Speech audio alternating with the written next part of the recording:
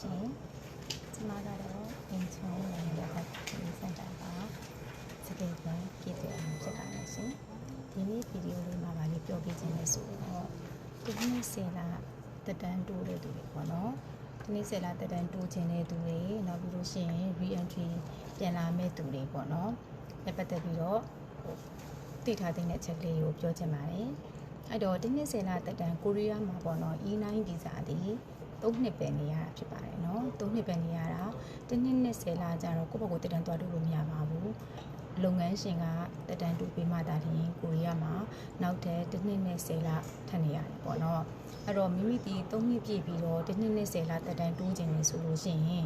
လှမ်းမိကြတဲ့သူတွေများတယ်ပေါ့နော်3လလိုမှကြိုပြောရမှာလား4လလိုမှကြိုပြောရမှာလားပေါ့နော်လှမ်းမိကြတဲ့သူတွေအများကြီးရှိတယ်တိတိကျကျဖြစ်ရမယ်ဆိုလို့ရှိရင်တော့မိမိ1နှစ်နဲ့10လတက်တန်းတိုးခြင်းလို့ရှိရင်2လလိုမှကြိုပြောရမယ်3လလိုမှကြိုပြောရမယ်ဆိုပြီးတော့သတ်မှတ်ထားတာမရှိပါဘူးကိုဒီကိုရီးယားမှာထပ်ပြီးတော့နောက်ထပ်1နှစ်နဲ့10လထပ်နေခြင်းလို့ရှိရင်တတိကိုကြိုပြောလေကောင်းလေဖြစ်ပါတယ်เนาะအဲ့တော့သူပြောလေကောင်းနေလို့အကြံပေးပြရစီเนาะနောက်တစ်ခုကကြတော့ထပ်ပြီးတော့တတိထားမှာတစ်ခုကပါလဲဆိုလို့ရှိရင်အခုဆိုလို့ရင်စက်ရုံတွေကစီးပွားရေးကြာဆင်းတဲ့စက်ရုံတွေအများကြီးရှိတယ်ပေါ့เนาะရှိတော့ဒီကိုရီးယားမှာကစက်ရုံတွေမှာနိုင်ငံသားအသုံးပြုခြင်းရဲ့ခေါင်းစဉ်ဒ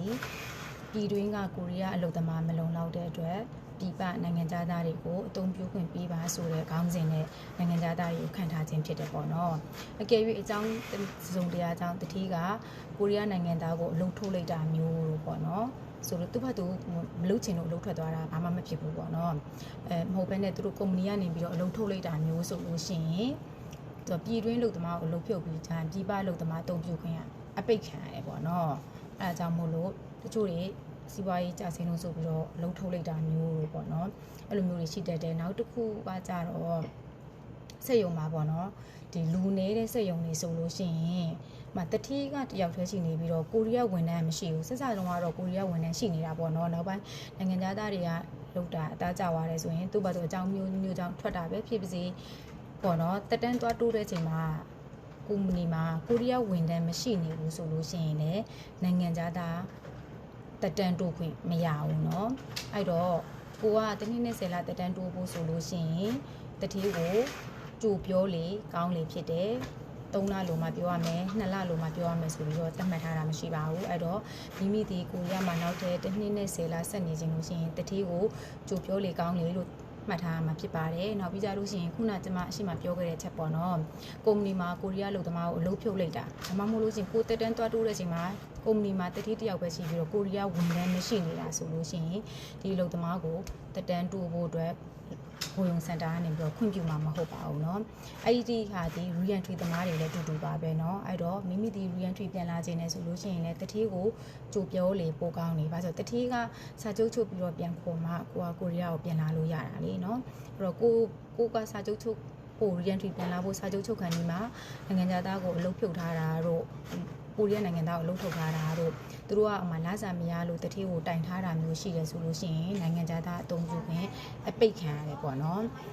အဲအကြောင်းမို့လို့တနည်းနဲ့10လတက်တန်းတိုးခြင်းသူများ re-entry နဲ့ပြန်လာခြင်းသူများဒီအချက်ကလေးတွေကိုတတိထားမှာဖြစ်ပါတယ်နောက်တစ်ခုပေါ့နော်နောက်တစ်ခုကဆိုပါစို့အကြောင်းမျိုးကြောင့်ကိုက3နှစ်ပြည့်ကန်ဒီမှာစက်ရုံကဒီဝါတွေခံသွားလို့လှုပ်ထွက်ရမယ့်အနေအထားပေါ့နော်လှုပ်ထွက်ရမယ့်အနေအထားဖြစ်တယ်ဆိုလို့ရှိရင်အလုံးသိတဲ့အတိုင်းပဲလှုပ်ထွက်လိုက်လို့ရှိရင်အလုပ်ဖောင်တင်တဲ့နေရာနေပြီးတော့အလုပ်ရှာခွင့်3လရတယ်ပေါ့နော်ကျွန်မလည်းလက်3ချောင်းတွေခဏထောင်နေလို့တကြားမာလာတစ်မျိုးထင်နေအောင်ပဲအလုပ်သမားတစ်ယောက်ကအလုပ်ထွက်လိုက်တာနဲ့ပေါ့နော်အလုပ်ဖောင်တင်တဲ့နေရာနေစပြီးတော့အလုပ်ရှာခွင့်3လရတယ်ပေါ့နော်အဲ့3လတွင်းမှာအလုပ်ရှာရတာ哦အဲ့တော့1နှစ်နဲ့10လတက်တန်းတိုးမဲ့သူတွေဆိုလို့ရှိရင်3နှစ်မပြည့်ခင